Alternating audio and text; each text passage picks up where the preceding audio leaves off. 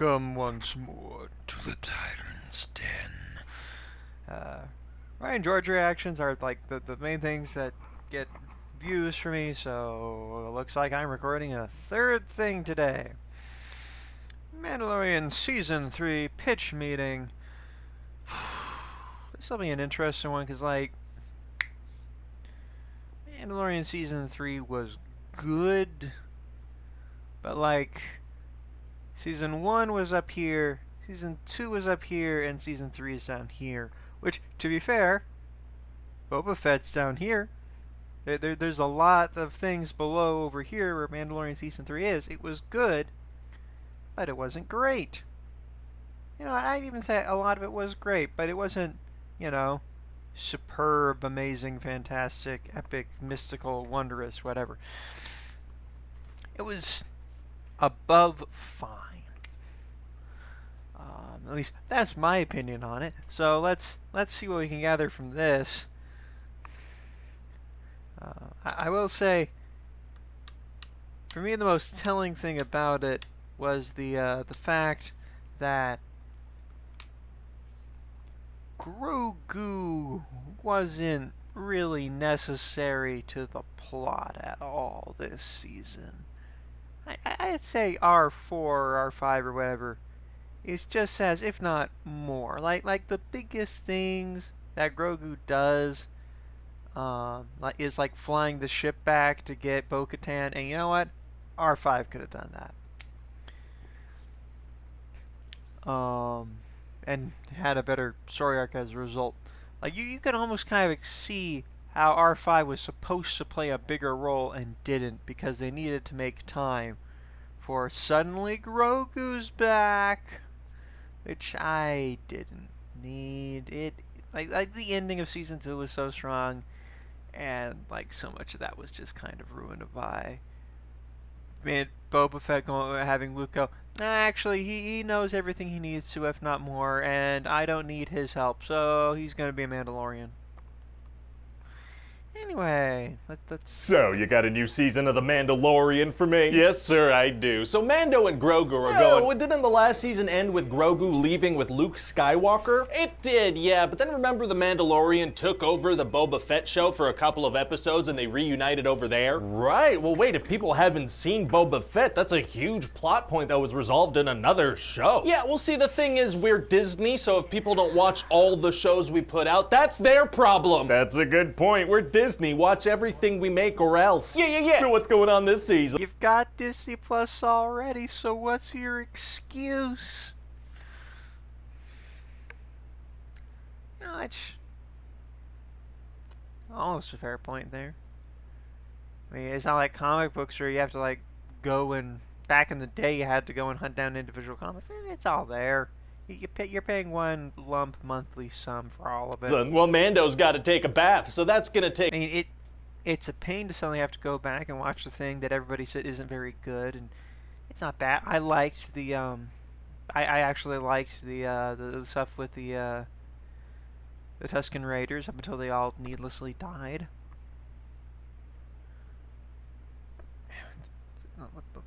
Take up, you know, a good 3 episodes. What? It's a very important bath, sir. It's gonna make him a Mandalorian again. Oh, important baths are tight. Yeah, so that's like 2 episodes, and then in the 3rd episode, he's gonna tell the other Mandalorians that he did, in fact, take a bath. Do we really need that many episodes for this? Well, you know, that's kind of a tenet of this entire show, right? What is? Taking minimal plot points and stretching them way out. That's a good point, but still, a whole episode just to tell them that? Well, to be fair, though, that episode does follow a couple of minor characters from earlier seasons. So Mando, like, meets up with them? No, he's not even a part of it. It's just them. Really? Yeah, I kind of think, like, Mando should take a back seat, you know? He did...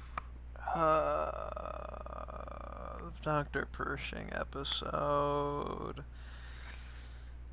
I like the world building. I'm intrigued to see what they'll do with Evil Font Lady. But like, it just wound up feeling like such a waste of time.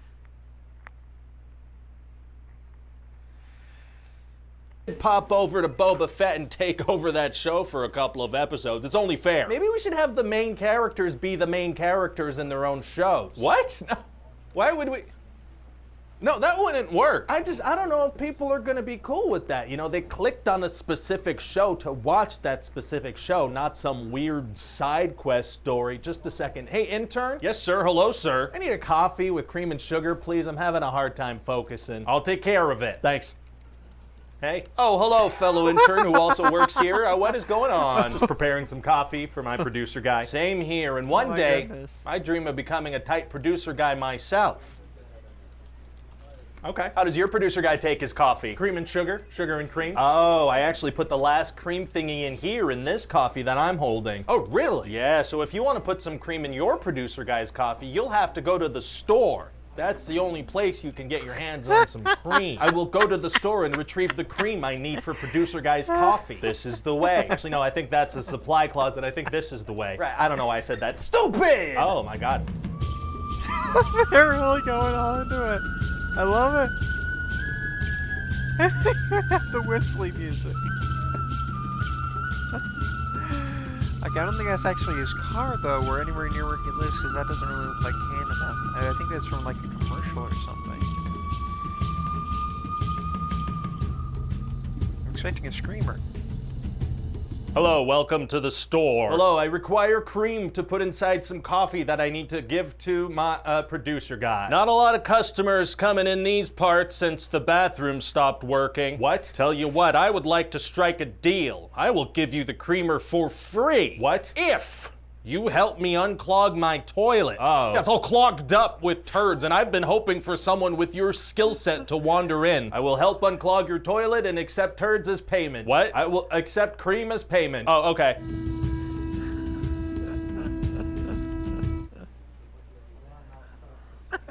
They just Taking him a while. It is, isn't it?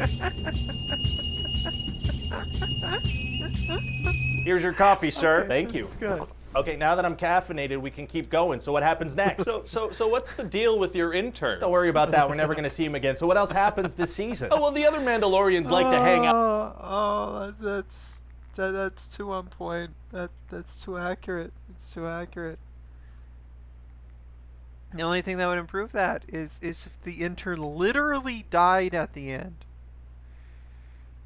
They didn't get their coffee, and then they discontinued as if they never asked for coffee in the first place because it didn't matter. Or at least that would be accurate for the Pershing story. Everything else is kind of accurate for like stretching out one small plot point worked in the last two seasons because you got interesting episodes along the way. Here, it's like they tried to be more serialized and then also threw in these weird one-off episodes.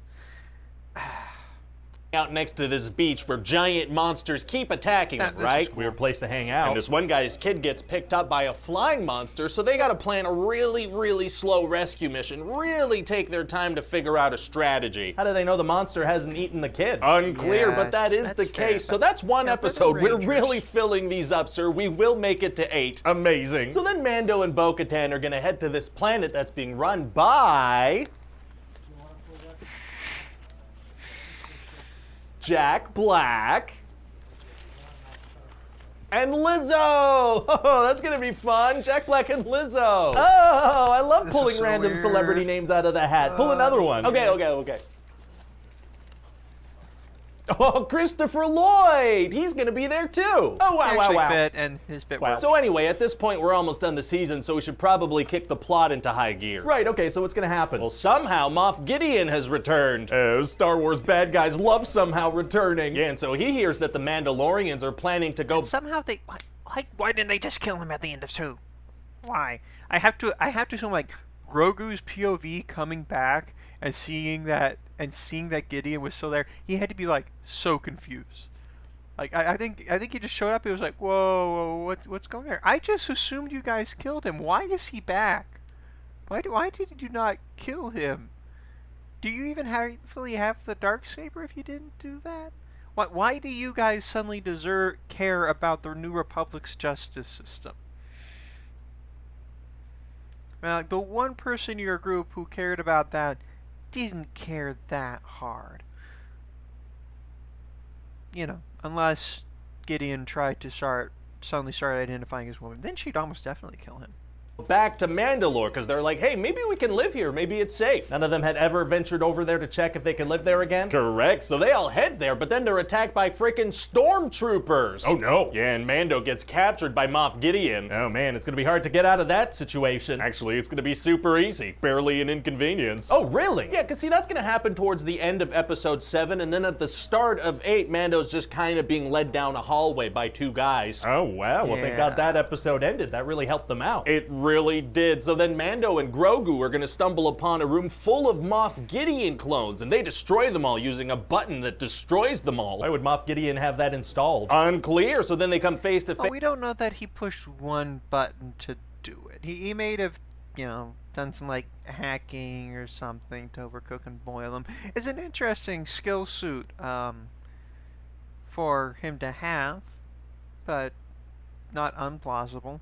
Face with Moff Gideon, and he's like, you guys destroyed my Force clones. I had a whole plan, and you guys ruined it. Well, he must be pissed that he didn't track them down before that. Oh no, he knew exactly where they were. He was tracking them the whole time. Well, why didn't he stop them from destroying his clones? Unclear, but Well, he wasn't tracking them the whole time. For all we know, like the only map he had to track these guys was in the room he left to go try and find them, only for them to double around and find them. That being said, I feel like we need to be throwing more shade at Moff Gideon cosplaying in his Mandalorian Darth Vader armor. Like, I'm sorry, guy just came out. Like, he's in there playing Gus Fring, but the guy is really more like a toxic Mandalorian fan. Not the show, but like the culture itself. He's got that whole, oh, I really like these guys, and so clearly I deserve it more than them. It's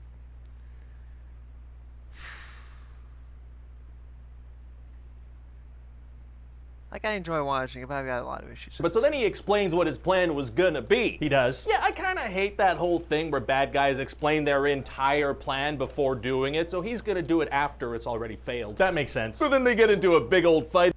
Which, when you think about it, is kind of anticlimactic. I mean, they've kind of been building up this plan in the background for like 3 seasons, just to have it all ruined here. I mean, if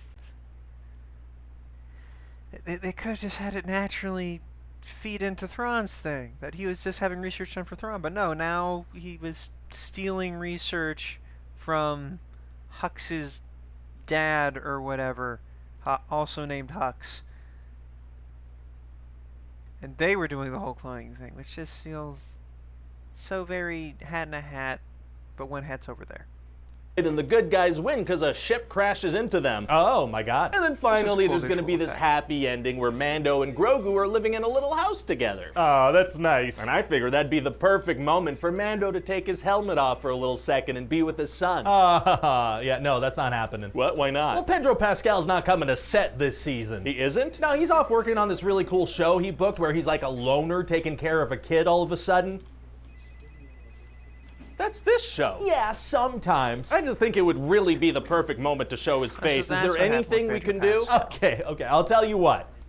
No. Oh. But look, honestly, this is Star Wars. We don't even need that kind of... I appreciate the irony that, like, for the second season, Pedro Pascal was fighting really hard to show his face more, and then he wasn't even here, so he never showed his face this season. thing. We've got people hook, line, and sinker forever. I cannot emphasize enough how people will never get disinterested in this kind of thing. Why was it disappointing to Disney? I mean, really? You let it get corpo. What did you think was going to happen? You waited too long between seasons. You waited too long, because this didn't come out in December like the last 2 seasons. So you immediately were losing viewership there. You had us wait through, 2 bad shows and 1 good show that was kind of depressing, so it was never going to have as high viewership. And then you try to artificially inflate your numbers by having 1 episode with Lizzo and Jack Black. What did you actually think was going to happen here? I am excited for Ahsoka, though, but, I'm nervous for it, too.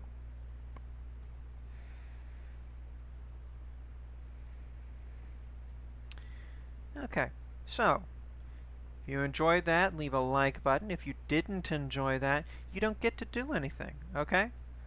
This is a very small channel.